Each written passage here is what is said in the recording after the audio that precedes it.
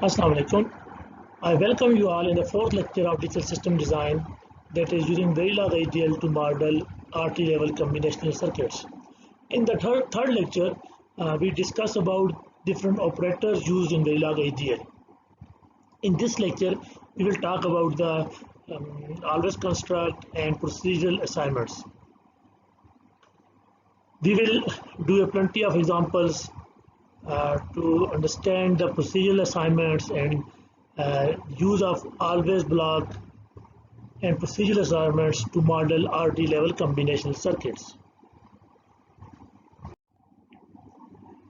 In the previous lectures, we discussed about the Verilog IDL, that Verilog IDL differ from the sequential programming languages such as C in Verilog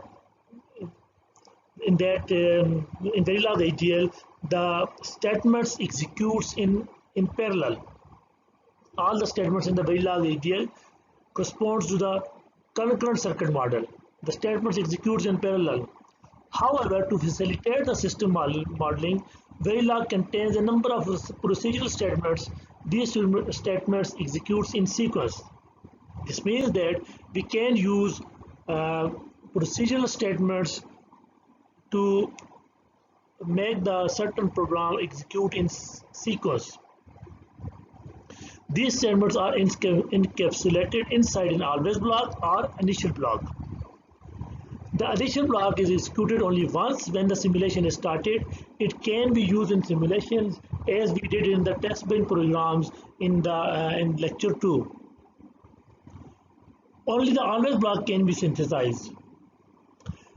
Since the procedural statements like if statement, case statements are more abstract statements, this type of coding is also known as behavioral description.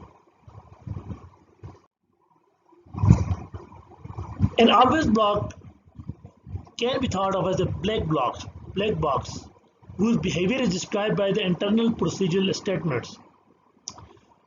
अगर हम always block की coding जो है वो purely construct करेंगे तो हो सकता है कि आपके पास जो पूर्ली कोडेड ऑलवेज ब्लॉक है वो उसका बहुत कम्प्लेक्स सर्किट बने या बिल्कुल सिंथेसाइज ही बना हो। इस जो लेक्चर होगा इसमें हम देखेंगे किस तरह के ऑलवेज ब्लॉक को यूज़ करके कम्बिनेशन सर्किट को बनाया जा सकता है, और हमारा जो मेन फोकस होगा वो तीन तरह के स्टेटमेंट्स पे होगा: blocking procedural assignments, if statement and case statement. Always block का जो कंस्ट्रक्ट है वो आपके पास राइट साइड पे आपको विंडो में नजर आ रहा होगा। Always at the rate of sensitivity list begin, और आगे बिगिन करके आप ऑप्शनल नेम भी दे सकते हैं इसको। उसके बाद आपके पास अगर कोई वेरिएबल डिक्लेरेशन है वो भी लोकल वेरिएबल डिक्लेरेशन कर सकते हैं, और वो ये जो लोकल वेरिएबल होगा with in always block he use हो सकता है, ये बाय ऑलवेज ब्लॉक से यूज नहीं हो सकता। तो प्रोसीजरल स्टेटमेंट्स आप जितनी भी यहाँ पे लिख सकते हैं, मल्टीपल प्रोसीजरल स्टेटमेंट्स लिख सकते हैं, और बिगिन होगा तो एंड भी हो सकता है। अब कम्बिनेशनल सर्किट के लिए जितने भी इनपुट सिग्नल हैं वो सारे सेंसिटिविटी लिस्ट में होने चाहिए, और सेंसिटिविटी लिस्ट वो आपके पास लिस्ट होती है सिग्नल्स की जिससे आपका जो ऑलवेज ब्लॉक है वो सेंसिटिव होता है। मतलब जब भी कोई इनपुट्स में चेंज आएगी तो आपका ऑलवेज ब्लॉक एक्टिवेट होगा, और जो स्टेटमेंट्स हैं उसके अंदर होंगी वो स्टेटमेंट्स एग्जीक्यूट होंगी। बिगिन और एंड को आप ख़त्म कर सकते हैं अगर आपके पास एक ही प्रोसीजरल असाइनमेंट हो। अब ऑलवेज ब्लॉक जो है जब भी कोई सेंसिटिविटी लिस्ट में सिग्नल चेंज होगा तो part is always block activate होगा and execute internal procedural assignment, जो हमने पहले भी डिस्कस किया अभी। और क्योंकि आपके पास ये एग्जीक्यूशन कंटिन्यू रहेगी एंड तक, बिगिन से स्टार्ट होगी एंड तक रहेगी, इसलिए ऑलवेज ब्लॉक जो होता है वो फॉरएवर लूप होता है। एक्चुअली जो है वो फॉरएवर लूप होता है, and the initiation of each loop is controlled by the sensitivity list.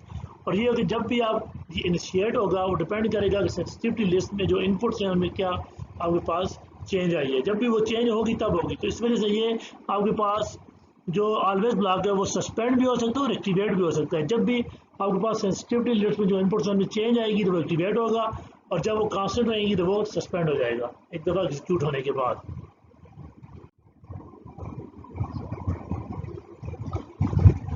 Procedural and non procedural assignments. Procedural जो स्टेटमेंट्स होती हैं वो हमेशा ऑलवेज ब्लॉक के और इनिशियल ब्लॉक में यूज़ होती हैं। हमारे पास बेसिकली दो तरह की असाइनमेंट्स हैं, ब्लॉकिंग असाइनमेंट्स और non blocking assignments. Blocking assignments आपके पास उसकी स्टेटमेंट इस तरह की होती है, वेरिएबल जो output variable name equals to expression, और जो नॉन ब्लॉकिंग होती है उसकी एक्सप्रेशन इस तरह की होती है। In a blocking assignment, the expression is evaluated and then assigned to the variable immediately before execution of the next statement. कि next statement उस वक्त तक execute नहीं होती जब तक current statement execute हो गया उसकी value assign ना हो जाए। तो इसका मतलब है thus assignment blocks the execution of other statements। इसी की तरह बाकी statement जो उसके बाद आ रही हैं उस तक block रहेंगी, जिसकी वजह से उसको blocking statement कहा जाता है। In non-blocking assignments, the evaluated expression is assigned at the end of always block। इसका मतलब है ये ब्लॉक नहीं करता प्रोसीजरल जो स्टेटमेंट्स हैं with in the always block, और जब end of the always block होगा तो सारी वैल्यूज जो हैं वो वेरिएबल को उनकी आउटपुट वैल्यूज असाइन हो जाएगी। द बेसिक रूल, अब हमने ये डिसाइड करना है कि कहाँ पे हमने ब्लॉकिंग स्टेटमेंट यूज़ करनी है और कहाँ पे नॉन ब्लॉकिंग स्टेटमेंट यूज़ करनी है। तो ब्लॉकिंग स्टेटमेंट्स जो हैं, ब्लॉकिंग असाइनमेंट्स जो हैं वो कम्बिनेशन सर्किट्स के लिए यूज़ होती हैं, और नॉन ब्लॉकिंग जो असाइनमेंट्स हैं वो आपके पास सीक्वेंशियल सर्किट्स के लिए यूज़ होती हैं। Combination circuit in this lecture हमने डिस्कस करने हैं, तो इस वजह से हम सिर्फ ब्लॉकिंग स्टेटमेंट्स ही यूज़ करेंगे। ब्लॉकिंग स्टेटमेंट्स और प्रोसीजरल असाइनमेंट्स और ऑर्डर कंस्ट्रक्ट्स की तरफ जाने से पहले हमने देखना है कि प्रोसीजरल असाइनमेंट्स में आपके पास जो एक्सप्रेशन होती हैं उनके आउटपुट की जो वेरिएबल डेटा टाइप होगी वो वेरिएबल होती है। हमने पहले देखा था कि जो कंटिन्यूस असाइनमेंट स्टेटमेंट्स थी उनमें आपके पास जो आउटपुट सिग्नल होती है उनकी डेटा टाइप वायर होती है। इसका प्रोसीजरल जो असाइनमेंट्स होंगी उनमें जो आउटपुट सिग्नल होगा उनकी डेटा टाइप आपके पास वेरिएबल होती है, और वेरिएबल में आपके पास मल्टीपल टाइप्स हैं, रेज है, इंटीजर है, रियल है, टाइम है, रियल टाइम है। रेज डेटा टाइप जो होती है ये वाइड डेटा टाइप की तरह होती है, बट ये यूज़ होती है प्रोसीजरल आउटपुट के लिए। द इंटीजर डेटा टाइप जो होती है ये फिक्स साइज 32 बिट्स को रिप्रेजेंट करती है, और इसका साइज क्योंकि फिक्स होता है नॉर्मली, फिर इस वजह से ये इसको हम सिंथेसिस में नॉर्मली यूज़ नहीं करते जब तक कोई स्पेशल रिक्वायरमेंट ना हो। और ये बाकी है आपके पास रियल टाइम, टाइम और रियल, तो ये आपके पास सिमुलेशन में यूज़ होती है, ये सिंथेसाइज नहीं हो सकती। और ये 1 बिट कंपैरेटर की एग्जांपल है जिसको हमने मॉडल किया using always block and procedural assignments. Code procedure module से स्टार्ट हुआ, हमने पहले देखा था EQ1_always, ये नाम दिया आपने, यहाँ कुछ भी नाम दे सकते हैं, लेकिन देखें जिस तरह हमने 1 बिट कंपैरेटर को पहले नाम रखा था EQ1 था, अब ऑलवेज ब्लॉक इसको इम्प्लीमेंट करें तो _always दे दिए ताकि नाम इसका डिस्क्रिप्टिव हो जाए, आप अंडरस्टैंड कर सकेंगे इसका कोड अंडर क्या होगा। उस तरह input wire I0 I1 output reg EQ। अब इस तरह हमारे पास अगर जो था उसमें वायर डेटा टाइप थी, इस केस में आपने देखें आउटपुट रेज EQ किया, आउटपुट वायर EQ नहीं किया। जो आपने कंटिन्यूस असाइनमेंट से कोड लिखा था उसमें आपने आउटपुट वायर EQ किया था, क्योंकि आप इसको आप ऑलवेज स्टेटमेंट यूज़ कर रहे हैं, प्रोसीजरल असाइनमेंट्स यूज़ कर रहे हैं, इस वजह से आपको उसको रेज करना पड़ेगा, और इंटरनल सिग्नल है उनको आपने रेज करना पड़ेगा। जो भी सिग्नल ऑलवेज ब्लॉक के अंदर जिसको वैल्यू मिलनी है जो इक्वल के लेफ्ट साइड पे होगा उसको रेज डिक्लेयर करना ज़रूरी होता है, वरना आपका कंपाइलर आपको एरर देगा। अब क्योंकि हमारे पास 2 ही इनपुट्स हैं और ऑलवेज ब्लॉक में सारी इनपुट्स शामिल करनी होती है, ऑलवेज @ I0, I1 2 इनपुट्स हैं, आपने उनको सेंसिटिव यूज में इंक्लूड कर दिया। बिगिन, अब आपको अगर इसका कंस्ट्रक्ट याद हो जो हमने लास्ट लेक्चर में किया भी है कि आपके पास इस तरह की डायग्राम थी, एक इधर था आपके पास, एक इधर था, और फिर ये दोनों आपस में आर हो रहे थे।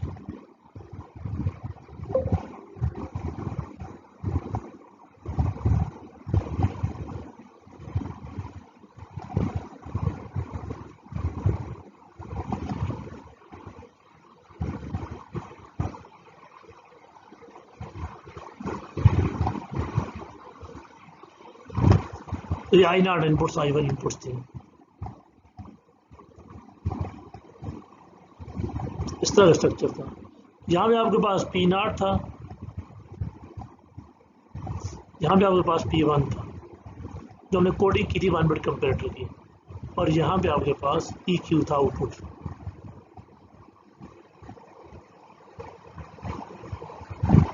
और ये I0 I1 थे। इसी को हम कोड कर रहे हैं आप यूजिंग, पहले हमने इसको कंटिन्यूस असाइनमेंट से किया था, फिर मॉड्यूल इंस्टेंशिएशन से किया था इसकी कोडिंग, और अब इसकी कोडिंग हम कर रहे हैं यूजिंग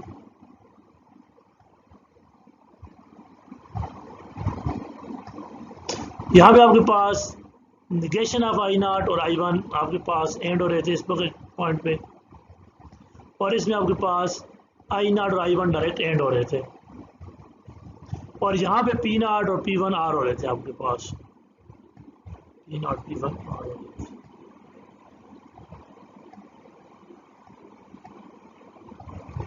प्लस P1।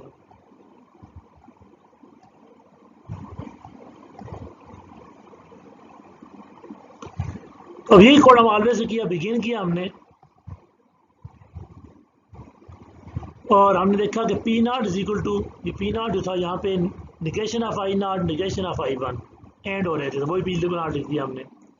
फिर P1 is equal to I0 और I1 यहाँ पे एंड हो रहे थे, तो एक दफ़ा निगेशन दफ़ा एंड हो रहे थे, एक दफ़ा डायरेक्टली वैल्यूज एंड हो रही थी, और ये P0 और P1 आउटपुट थे। फिर P0 और P1 आपस में आर हो रहे थे, EQ is equal to P0 और P1। यहाँ साइन की स्टेटमेंट साथ नहीं लगेगी क्योंकि आपके पास कंटिन्यूस असाइनमेंट नहीं है।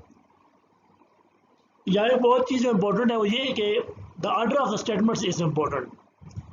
जो हमने 1 बिट कंपैरेटर का कोड कंटिन्यूस असाइनमेंट में लिखा था, उसमें हमने डिस्कस किया था कि EQ की स्टेटमेंट पहले लिख दें तो कोई फ़र्क नहीं पड़ता क्योंकि सारी स्टेटमेंट्स पैरेलल में एग्जीक्यूट होती हैं, लेकिन ऑलवेज ब्लॉक में प्रोसीजर जो ये स्टेटमेंट्स हैं, ऑलवेज ब्लॉक के अंदर जो स्टेटमेंट्स हैं ये सिक्वेंशियली एग्जीक्यूट होती हैं।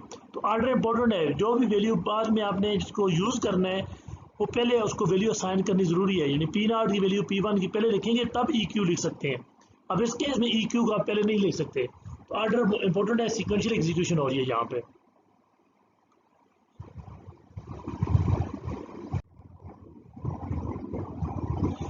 वेरिलॉग 95 में जो आपके पास ऑलवेज का कंस्ट्रक्ट है वो इससे थोड़ा सा डिफरेंट है। अभी हमने यूज़ किया है always at the rate of A, B, C, यानी I0 I1 I1 लिखा था, इस तरह A, B, C होगा, जबकि 1995 में R की स्टेटमेंट यूज़ होती थी, A, R, B, R, C, multiple inputs के दरमियान R यूज़ होता था।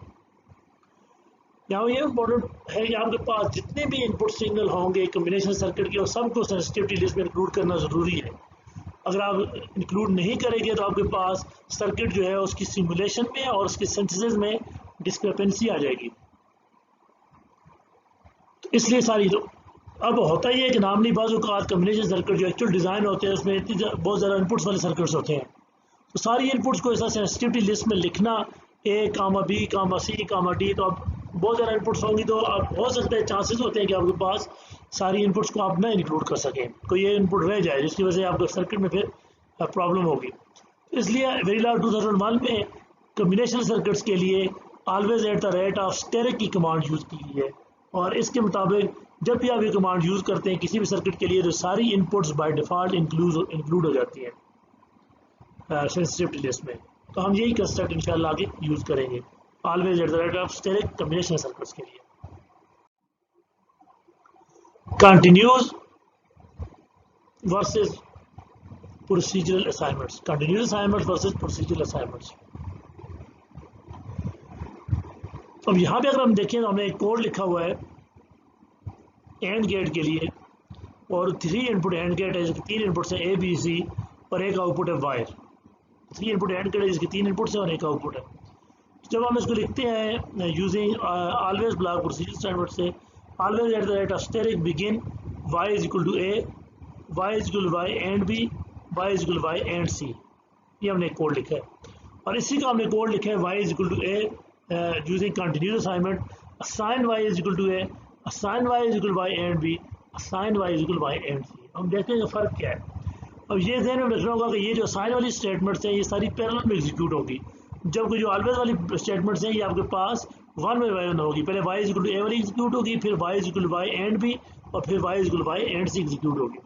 जब इनको सिंथेसाइज करते हैं तो आपके पास ये सर्किट बनते हैं। लेफ्ट हैंड साइड पे ऑलवेज ब्लॉक वाली जो है वो उसका आपके पास आता है। उसमें देखिए अगर आप तो 3 input and gate using 2 input and gate में पहले ए और बी एंड होंगे और उसके रिजल्ट के साथ सी आपके पास एंड होकर रिजल्ट आएगा, क्योंकि 1 बाय 1 स्टेटमेंट एग्जीक्यूट हो रही है। जबकि आपके पास जो कंटिन्यूस असाइनमेंट है जिसमें आपके पास सारी स्टेटमेंट्स पैरेलल में एग्जीक्यूट होंगी, तो वो ए को वाई कर देगा, फिर क्योंकि assign y is equal to A पहली कमांड है तो वाई को डायरेक्टली ए से कर लेगा, पैरेलल में ही वो इसी वाई को फिर यूज़ करेगा बी के साथ एंड करके, उसको भी वाई को असाइन कर देगा। तो 3 आउटपुट्स एक जगह पे कंस्ट्रक्ट हुई होंगी, जो कि आपके पास डिजायर्ड आउटपुट नहीं है, डिजायर्ड सर्किट नहीं है। तो इस तरह आपके पास यूज़ करते हुए असाइनमेंट स्टेटमेंट्स और ऑलवेज ब्लॉक को आपको आइडिया होना चाहिए कि आप किस तरह चीज़ों को यूज़ करेंगे। अगर एक ही आउटपुट को आप बार बार वैल्यू असाइनमेंट के साथ यूज़ करेंगे तो वो इस तरह नहीं हो सकता, उससे आपके पास सर्किट जो कंस्ट्रक्ट होगा वो प्रैक्टिकल सर्किट नहीं होगा। अब आपके पास प्रोसीजर असाइनमेंट्स ने स्टेटमेंट आ गई है जो आप ऑलवेज ब्लॉक के अंदर यूज़ करते हैं, वो है आपके पास इफ स्टेटमेंट। इसका कंस्ट्रक्ट क्या है आपके पास, if Boolean expression, begin, procedure statement कोई भी आप लिखेंगे, एंड, मल्टीपल बिगिन और एंड तब लगाएंगे जब मल्टीपल स्टेटमेंट्स होंगे यहाँ पर, फिर एल्स, बिगिन, स्टेटमेंट्स, एंड, ये आपके पास इसका कोड है। इफ बूलियन एक्सप्रेशन, बिगिन और एंड लगाएंगे अगर मल्टीपल स्टेटमेंट्स होंगे, ये बिगिन और एंड मल्टीपल स्टेटमेंट्स के लिए, अगर एक ही होगी फिर नहीं जरूरत, एल्स, बिगिन और एंड। और आप नेस्टेड भी लगा सकते हैं, if Boolean expression, else if Boolean expression, else if Boolean expression, else और आखिर में एंड आ जाएगा। तो आप इसको एल्स इफ की कमांड भी यूज़ कर सकते हैं मल्टीपल आप कंपेरिजन करने के लिए। और जब ये सिंथेसाइज की जाती है स्टेटमेंट तो प्रायोरिटी राउटिंग नेटवर्क्स बनते हैं, जो आगे हम पढ़ेंगे क्या चीज़ होती है प्रायोरिटी राउटिंग नेटवर्क्स। अब ये डिकोडर की एग्जांपल है और इसमें हमने डिकोडर को मॉडल किया है यूजिंग स्टेटमेंट ऑलवेज ब्लॉक के अंदर। तो डिकोडर सर्किट क्या होता है, डिकोडर एक सर्किट होता है जिसकी n इनपुट्स होती हैं और 2 पावर n आउटपुट्स होती हैं, और इनपुट पे जो भी कम्बिनेशन आता है उस कम्बिनेशन के अगेंस्ट आउटपुट का वैल्यू 1 हो जाती है। अगर थोड़ा सा सर्किट को बनाते हुए मैं सर्किट बना सकूं तो ये एक 2 to 4 डिकोडर है।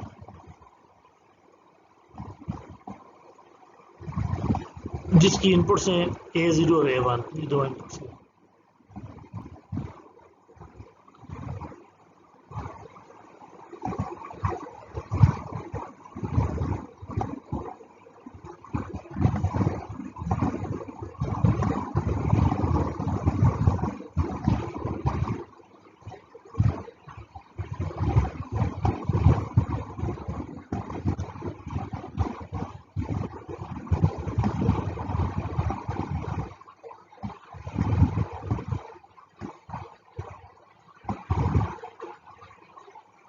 A0 और A1 है। तो इस डिकोडर की 2 to 4 डिकोडर अगर होगा तो आपके पास 4 आउटपुट्स होंगी, n इनपुट्स हो और 2 पावर n आउटपुट्स होती हैं, तो 2 इनपुट्स हैं तो 4 आउटपुट्स होंगी 2 to 4। और आउटपुट्स को नॉर्मली जो नाम दिए जाते हैं आप कोई भी नाम दे सकते हैं, ये 4 आउटपुट्स हैं। और इस केस में इन 4 आउटपुट्स के नाम है y0 से y3 तक।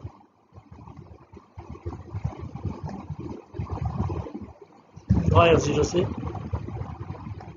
y0, y1, y2 और ये y3 पे मैं वो भी लिख देता हूँ। तो इसका फंक्शन इस तरह होता है कि जब आप कोड देंगे 0-0, जब कोड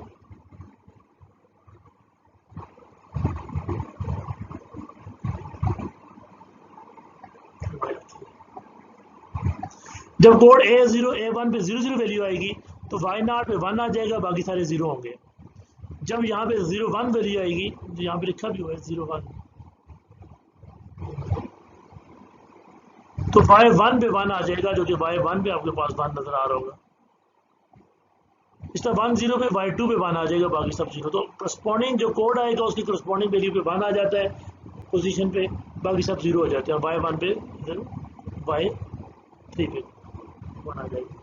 उसके साथ साथ बाजू का एनेबल इनपुट भी लगाई जाती है, जिसकी ऐसे मेंशन की गई है कि सर्किट को जब एनेबल करना है तब एनेबल इनपुट का यहाँ पे काम किया, जब एनेबल इनपुट 0 होगी तो सारी आउटपुट 0 होगी, और जब एनेबल इनपुट 1 होगा तो तब आपके पास सर्किट जो नॉर्मली अपना ऑपरेशन परफॉर्म करेगा। अब इसकी कोडिंग करनी है हमने, आपके पास इनपुट्स दो हैं, A0 और A1, 1 डाउन 0 A आपने लिख दिया। आपके पास इनेबल एक इनपुट है, उसको आपने इनपुट वायर इनेबल कर दिया। उसके बाद आपके पास आउटपुट है, 4 बिट की आउटपुट है, ये आपके पास 3 डाउन 0 बाय आपने लिख दिया, 3 डाउन 0 बाय। तो ये इनपुट आउटपुट सिस्टम डिक्लेयर करनी है आपने, जो पहले करते रहे। फिर ऑलवेज एट द रेट हमने स्टेरिक यूज़ किया है, बजाय से इनपुट को हम लिखते हैं हमने स्टेरिक लिख दिया, वो ऑटोमेटिकली सारी इनपुट्स को कर लेगा, उठा लेगा। If enable equal to 1 bit 0, अगर 1 बिट 0 है इस स्टेटमेंट है, अगर ये ट्रू है कि 1 बिट 0 है तो y क्या होगा, y इज इक्वल 4 बिट 0 0 0 0। और इस एनेबल को 1 बिट 0 का आप निगेशन ऑफ एनेबल भी लिख सकते हैं, उस तो तब भी ठीक होगा। सिर्फ आप ये लिखते हैं इफ निगेशन ऑफ एनेबल तो उसको 0 ही कंसिडर करेगा। इफ तो ये हो गया, एल्स इफ अगर ये 0 0 नहीं है तो अब आपने देखना है कि ये जब 0 0 हो तो ये 0 कर देगा, ए उस वक्त A1 A0 ये कुछ भी हो। जब ये 0 नहीं है 1 है एनेबल, यानी ये कंडीशन जब फॉल्स होगी तो नीचे आएगा और चेक करेगा फॉल्स होने का मतलब कि एनेबल की वैल्यू 1 है, जब 0 नहीं है तो इसका मतलब 1 होगी। तो एल्स इफ इसका मतलब यहाँ पे आप आएंगे तो एनेबल की वैल्यू 1 है, तो अब आप चेक करेंगे कि आपके पास A0 और A1 की वैल्यू क्या है, क्या वो 2 बिट 0 0 है, A is equal to 2 bit 0 0 sorry 2 bit 0 0। अगर 2 बिट 0 0 है, ये कंडीशन अगर ट्रू होती है तो y is equal to 4 bit 0 0 0 1। अगर ये कंडीशन फॉल्स है, else if a is equal to 2 bit 0 1 तो y is equal to 4 bit 0 0 1 0। इस तरह आपके पास ये गाड़ी कोडिंग होगी एंड मॉड्यूल। आप सारे कॉम्बिनेशन को बारी बारी ये फेल से चेक करेंगे और फिर करस्पॉन्डिंग y की वैल्यू असाइन करते जाएंगे इक्वल की उसके साथ। और यहाँ पे भी ये देख लें कि आपने आउटपुट को वैल्यू क्योंकि ऑलवेज ब्लॉक में असाइन कर रहे हैं, इसलिए उसको रेंज टाइप डिक्लेयर करना उसकी ज़रूरी है। इसलिए दूसरी एग्जाम्पल हमारे पास प्रायोरिटी इनकोडर की है, और ये 4 to 2 प्रायोरिटी इनकोडर है, जिसमें आपके पास 4 रिक्वेस्ट हैं, R4 R3 R2 R1, और इसको हमने सिंगल उसमें कंबाइन किया हुआ है R इनपुट में, एंड इसमें R4 की हाईएस्ट प्रायोरिटी है। तो प्रायोरिटी इनकोडर में क्या होता है कि आपको आउटपुट बाइनरी कोड जनरेट हो जाता है जिस इनपुट सिग्नल में जिस प्रायोरिटी इनपुट पे 1 आएगा। फॉर एग्जांपल अगर R4 पे आपके पास 1 है या R4 है आपके पास, जैसे 4 बिट के है, तो R4 पे अगर 1 है तो बाकियों पे कुछ भी हो, 0 0 0 हो, 0 1 0 हो, 0 1 1 हो, यहाँ पे कोई कम्बिनेशन भी हो, ये डैश डैश का मतलब है यहाँ पे 0 0 0 हो, 0 0 1 हो, 0 1 0 हो, 0 1 1 हो, 1 0 0 हो, 1 0 1 हो, 1 1 0 हो, या 1 1 1 हो, कुछ भी हो। अगर R4 पे 1 है उसकी हाईएस्ट प्रायोरिटी है, क्योंकि हमने R4 की हाईएस्ट प्रायोरिटी रखी हुई है, तो कोड R4 का जनरेट हो जाएगा, और R4 के बराबर होता है, यानी कि 4 बराबर होता है आपके पास 1 0 0 0 के, जो उसका सबस्क्रिप्ट होगा 4, उसका कोड जनरेट हो जाएगा। इसी तरह आपके पास इस केस में R3 पे 1 है तो 3 का कोड जनरेट होगा 0 1 1, फिर 2 पे 1 है आपके पास तो 2 का कोड, 1 पे 1 है, R1 पे 1 है तो आपके पास 1 का कोड, तो जब सारे 0 होंगे तो आउटपुट भी आपके पास 0 होगी। ये आपके पास प्रायोरिटी इनकोडर होता है, इसकी कोडिंग करनी है।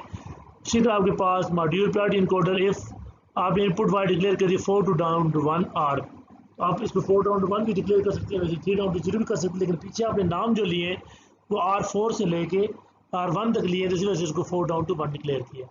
और आउटपुट आपकी कितनी बिट की है, क्योंकि आपने कोड जनरेट करना है, 4 का कोड जनरेट करेंगे तो 1 0 0 3 बिट्स चाहिए मैक्सिमम आपको, तो आपने output reg 2 down to 0 Y कर दिया। उस तरह ऑलवेज स्टेरिक करते हुए इफ, अब सबसे पहले प्रायोरिटी किसकी, R4 की, उसको पहले चेक करेंगे। If R4 equal to 1 bit 1, इसको आप इस तरह लिख सकते हैं, इफ R4 ब्रैकेट में, तब भी यही मतलब होगा। तो if R4 is equal to 1, R4 equal to 1 comparison हो रहा है इक्वालिटी ऑपरेटर में, तो अगर ये 1 है तो फिर किसके, जो आपके पास P कोड है, जो कि यहाँ पे अपने Y का नाम दिया है, Y is equal to 3 bit 1 0 0 1 0 0। Else if R3 is equal to 1, अब आपके पास y is equal 3 bit 0 1 1, else if r2 is equal to 1 y is equal 3 bit 0 1 0, ये वाला केस, फिर ये केस आएगा, फिर ये केस आएगा और फिर एंड मॉड्यूल हो जाएगा। इस केस में देखिए हर इफ स्टेटमेंट के अंदर सिर्फ एक स्टेटमेंट है, तो हमने बिगिन एंड नहीं किया। अगर यहाँ मल्टीपल स्टेटमेंट्स होती तो आप बिगिन एंड करते, इफ बिगिन एंड, एल्स अगर यहाँ मल्टीपल स्टेटमेंट्स होती तो बिगिन एंड होता, तो एक स्टेटमेंट है बिगिन एंड नहीं कर रहे आप। केस स्टेटमेंट आपके पास के बाद जो केस स्टेटमेंट है इसका जो कंस्ट्रक्ट होता है वो इस तरह है कि केस आगे आप केस की एक्सप्रेशन देते हैं और फिर आप आइटम में उसकी मुख्तलिफ कम्बिनेशन देखते हैं एक्सप्रेशन के, फिर full colon begin procedure statements and, item full colon begin multiple statements and, और ये कंटिन्यू होता है टिल आप क्या करते हैं एंड से करके डिफ़ॉल्ट और बिगिन और एंड और फिर एंड केस। डिफ़ॉल्ट वो सारी स्टेटमेंट्स होती हैं जो आपने ऊपर आइटम में ना लिखी हो तो आप नीचे डिफ़ॉल्ट में लिखे हैं वो उसमें कवर हो जाती है। समटाइम आपको डिफ़ॉल्ट की जरूरत पड़ती है, आगे हम एग्जाम्पल्स में देखेंगे जब आप सारी स्टेटमेंट्स को नहीं लिखना चाह रहे होते बाकियों को, उनको डिफ़ॉल्ट में डाल देते हैं। इसकी हम प्रायोरिटी इनकोडर वाली एग्जांपल है, दोबारा वही वाली एग्जांपल है और इसमें हमने इनपुट और आउटपुट डिक्लेयर कर दिए ऑलवेज स्टैटिक केस। तो आपके पास केस स्टेटमेंट आप लगा रहे हैं आर पे इनपुट पे। अब आर की वैल्यूज क्या हो सकती हैं? आर की आपके पास 4 बिट है तो आपके पास 4 बिट की वैल्यूज को देखना पड़ेगा क्या क्या आएंगी। तो अब जब हमने देखा कि पहले डिस्कस किया था लास्ट लेक्चर में कि अगर आर 4 पे 1 हो तो वाई की वैल्यू जो होती है वो 3 बिट 100 जो R4 का कोड आ जाता है। तो R4 में 1 होने का मतलब वहाँ पे हमने 3 डैश यूज़ किए थे। अगर जो टेबल हमने यूज़ किया था इस तरह के ये आर ऊपर लिखा हुआ था और यहाँ पे 1 और dash dash dash 3 value use की थी। R4 में अगर 1 है तो आपके पास वाई की वैल्यू जो होगी वो आपके पास 100 आएगी। ये इस तरह की चीज़ थी।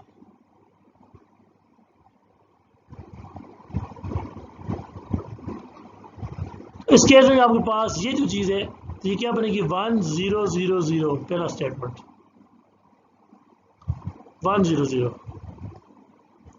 फिर 1001, यानी कि यहाँ पे R4 1 है, बाकी कॉम्बिनेशन कुछ भी हो तो उसको मॉडल करने के लिए आप उनको लिख रहे हैं इस केस में। फिर 101, तो ये यहाँ पे 3 डैशेस थी तो 8 कॉम्बिनेशन के बन सकते हैं। 1 के ऊपर वाले R4 1 के साथ 000 001 010, R4 कांस्टेंट है 1 011 100 101 110 111 इनके सारे केसेस में y की वैल्यू क्यों 3 बिट 100 आनी है, 3 बिट 100 लिख दिया आप, ये लिख दिया। फिर दूसरा केस था यहाँ पे जब 0 हो और R3 पे 1 हो और आगे डैशेस थे तो आपके पास 011 कोड जनरेट होगा आउटपुट में। तो अब इस केस में 01 00 01 10 11 4 वैल्यूज आएंगी। ये देखिए 01 ऊपर कांस्टेंट है, नीचे 00 01 10 11, तो इन केस में y is equal to 3 bit 01, ये 3 बिट 01 आ गया 011। फिर अगला केस था इसमें 0 यहाँ पे भी हो, यहाँ पे भी 0 और R2 पे 1 हो और नीचे डैश हो तो आपके पास 010।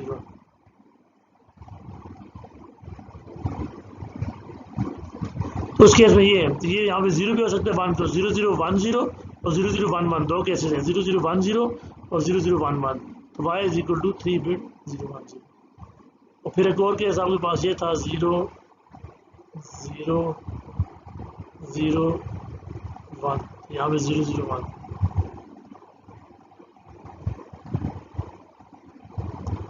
ये y इज इक्वल 0 और डिफॉल्ट किया जब चारों 0 होंगे तो y भी 0 अगर हो जाएगा। तो केस से स्टार्ट किया था एंड केस पे खत्म कर दिया।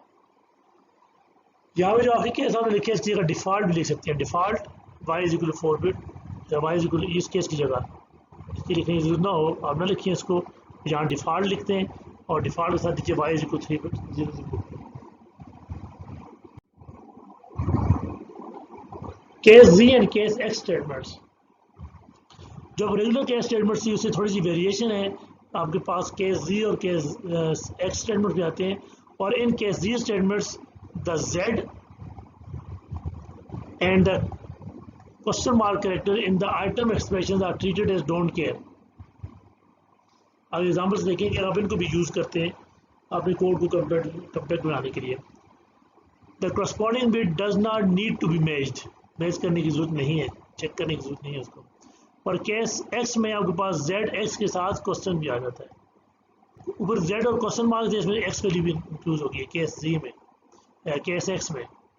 केस z में z और क्वेश्चन मार्क थे, केस x में z x और क्वेश्चन मार्क है। तो ये पिछला जो कोड था हमने इसको जो प्रिंट इनकोडर का लंबा कोड था उसको हम इससे मार्क किया, केस z से लिखा है।